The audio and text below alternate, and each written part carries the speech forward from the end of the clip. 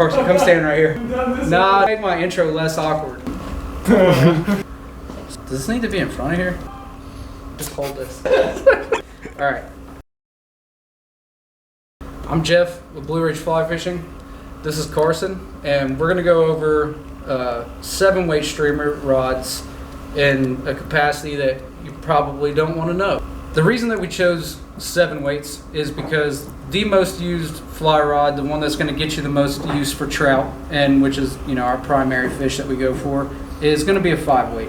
It's going to be a good tailwater rod. It's going to be a good dry fly rod. The next stepping up to a 6-weight isn't much of a difference, so the next logical place to go is the 7-weight. And the 7-weight is going to let you throw anywhere from about 200 grain line to up to 300 grain line on the high end, but the sweet spot for sink rate, which is going to be around 4 inches per second to 8 inches per second, depending on which manufacturer you go with, is going to be 250 grain line. We like to test that one mainly because when you're getting into a streamer setup that is just for streamer fishing, the 250 grain line is really going to get flies down. You can tie a lot of unweighted flies, which is going to help you with the weight situation that you're going to deal with. One of the things when we're testing these rods, when we started to tie flies on, we put anything with metal on with 250 or 300 grain line, it starts to get really, really heavy quickly. So you go higher weight with the line, lets you go less weight with the fly. We're going to do a separate video on actual rigging of our 7-weight streamer rigs. This is really going to go over just the different rods and how they perform at different weights. Not everybody's going to need 3 different spools, 3 different lines ranging from 200 to 300 grain. 300 grain is really going to be pushing some of these rods. 250 grain is really in the middle and where we want to stay. If you're just buying a single rod, single reel, no spools, you're just going to have that specific rig for certain situations. If you're a streamer junkie and you're looking to revamp your entire setup, then paying attention to the higher end rods where you get a lot more versatility is going to be where you need to look at. You're not going to be able to get away with some of the less expensive rods when you're looking to throw from 200 or even 180 grain all the way up to 300 and higher. Some of the less expensive rods are going to throw the heavy line fine, but they're really not going to do well with the lighter line. So we're going to go all the way through all these lines, 10 different rods ranging from $160 all the way up to the highest end, the newest rods. And we hope you enjoy this. I don't care if you don't. I did this anyways. So for this test, we broke the rods into 3 categories. The first category being the introductory, which is going to run about 150 to 300. The second tier is going to be the mid-tier range, which is what we consider the one of the best value ranges, which is going to be anywhere from about $300 to $550. And then you have the highest tier rods as well. You can get a heavy, fast action streamer rod that's going to throw really heavy line, or you can get a rod that's going to throw some lighter streamer line for under $200. But it's not going to do really well for much else. What you pay for as you go up in price is versatility. The highest end rods are going to do the most. A high end 7-weight. The rod that we tested that was bar none the best rod was the Orvis Helios 3.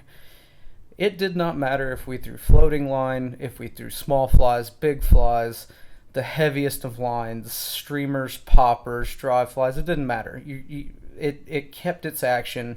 It was a great casting rod. It had a lot of feel while still having a lot of power, and it has good tipper protection. You're not going to get that no matter what you do out of a $250 rod. But if you're not looking to do all those things with your 7-weight, you're looking just for a streamer rig, that's okay. You can go down in price. The first rod that we tested was the Echoion XL. The Echoion comes at $159, and for a light rod, a light streamer rod, it does fantastic. It throws floating line really well, and it throws 200 grain line really well. When you start to get into 250 grain, especially when you throw a heavier fly, the rod does tend to fold a little bit lower in the rod, and that action kind of goes away, and you're going to start hunking the flies instead of casting them. Even though it's great at the lower weights, if you're going to do on the lighter side of streamer fishing, it's really hard to beat for $159. The second rod that we tested was the TFO BVK. Now, the TFO BVK did not perform well at the lower weights. It had very little tip response. It did not react well, and you really didn't feel the line load much. Then once we got to 250 grains with a articulated fly, the rod performance really picked up. And the only thing is that for just a little bit less, you can get a rod that does just as well. If you want a rod that's closer to the $200 range, the Reddington Vice as a heavy streamer fast action rod is, in our opinion, just a little bit above the BVK, but it costs a good bit less. The Reddington Vice, coming in right at $200, really does perform well in the same categories that the TFO BVK performs at. But what we notice is with floating line and with the lighter sinking line, you were giving up a little bit of the feel in the rod, and you were really not feeling it load properly until we got a bit heavier. In this category, what probably surprised me the most is that the Echoion XL probably performed best until we got into the really heavy stuff. For the really heavy stuff, you're going to need a stiffer rod, but you're going to give up a lot of feel. If you're out there just chunking heavy flies into heavy water flows and need line that's going to shoot it straight to the bottom, the Reddington Vice and the BVK are not bad options. What you're going to find in a lot of this test is there's not really any bad options, there's just bad setups. Now, the rod that surprised us the most is going to be the Sage Foundation. Now, for one, it surprised us because it's the first time we've really put our hands on it, but for $325, it was very, very tough to find a rod that was going to do a lot better than it. It actually made us change our mid-tier category down into $325, which normally we'd start considering mid-tier about $350, maybe $395. And the Sage Foundation really, really shined with both floating line, 200 grain line, and 250 grain line. Now, when we put the triple articulated fly onto the 250 grain line, it did start to slow down. It did start to fold deeper, flex deeper in the rod. The rod never really folded and gave up. But when we got to 300 grains and then we started putting articulated flies on, that's where we got to the point that it wasn't really going to be a mainstay streamer rod at the super heavy weights. Next up was the Reddington Predator. At first, a rod that I've used myself, I was a little shocked at the lack of response. But as we got heavier, the better it did. Which, again, there's not any bad rods in these categories. There's just bad setups.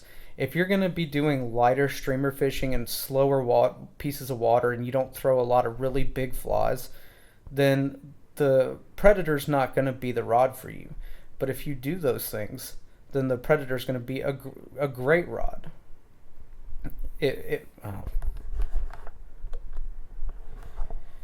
If you fish slower moving water and you don't throw huge flies, then the Predator is not going to really be the rod for you. If you fish faster moving water and you really need to shoot that line to the bottom, or you throw really big flies, that's where the Predator shines. And it really does a great job. Once you get to 250 grain sinking line with a big fly and in the 300 grain sinking line, that rod really performs well. The Scot Title, it is the most expensive rod we tested in this category, so you expect the most out of it, and it did perform.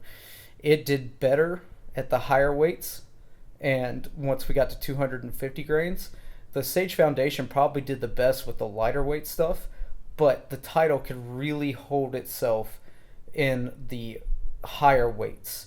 If you're looking for a real streamer stick in this mid tier, that's a true streamer rod, that the Title is a great option. The Clutch Archipelago, this is a cannon of a rod. It does very, very well. The only thing is that it's a lot like some of the other rods that don't really shine until you get it a bit heavier. But again, these are setup issues. These aren't rod issues.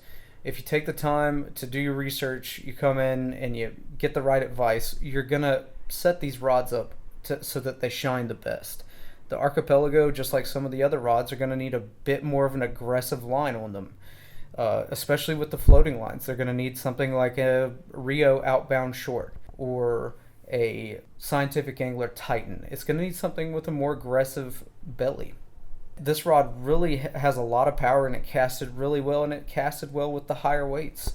The Sage X, as a streamer rod, was not my favorite. As an all-around rod, it does pretty well, but if you're a big streamer guy and you're looking for that rod that's going to really let you throw streamers and you're going to throw poppers with it, you're going to do bass fishing with maybe some intermediate line, floating line, and then you want to throw some 300 grain line on there, this really isn't the rod. But what it does well, it does really well. It's very accurate. It casts well. It's just when it gets heavy, it does not do well. The Sage X, if you've cast it, it has a pretty unique action to it, which once you get used to it is great. It just does not do really well with the very heavy weights. The Scot Radian has been a mainstay in the top tier rods for a long time. It's my personal 7-weight. I've been very clear about this from the get-go. So I try not to be biased, but if you see any biases towards the Scot Radian, at least I'm clear about it. The thing is that even though it's my personal rod and I love it, it was not the best rod. It throws floating line great. It throws 200 grain line great. It doesn't do anything poorly. Of all the top tier rods, it doesn't do anything poorly. I was very happy with the rod. It did have a little bit of lateral wobble when you got heavier, but as long as you kept your casts okay, it did have good recovery. The Orvis Helios 3D. When we first cast these at iCast back in the summer, I didn't honestly think there was anything all that special about it. I was like, this is pretty par for the course. I thought that the F-Series rod was a little bit better for me. I don't always like a really fast rod. I like the accuracy, especially in the 5 weights. And then I really put it through the ringer with the 7-weight. And it truly is in a class of its own now.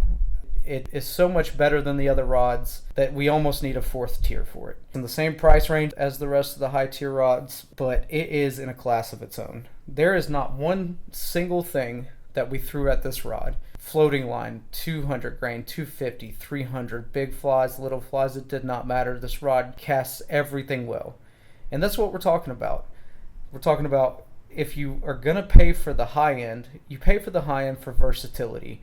This is the most versatile rod that we tested. As the year goes on, we're going to keep testing more rods, but so far nothing really compares to it. I feel like I'm gushing, but it truly is just so much better than everything else. If you want to really dive into the data that we collected and you want to check out the charts, we've laid it out so that you can see which rods perform best with which lines. Like we said earlier, the highest end rods are obviously going to be the most versatile, but if you are looking for specific situations, you're going to be able to find what weight, line, what flies, what handles heaviest stuff if you're just looking for a rod for certain situations, or maybe you're looking for something for a slower river and you need to go lighter, you can find that as well. You can just click on this link right here and it'll take you to the page and you can really dive into it.